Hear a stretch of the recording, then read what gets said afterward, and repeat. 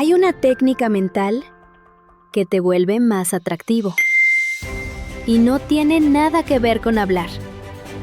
La mayoría intenta impresionar, explicar, demostrar.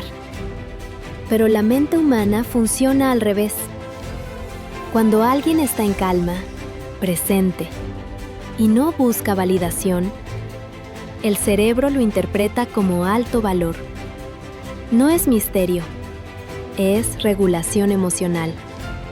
Tu silencio comunica seguridad. Tu postura comunica control. Y eso atrae más que 1000 palabras.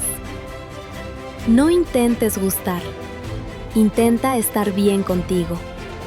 Reprograma tu mente.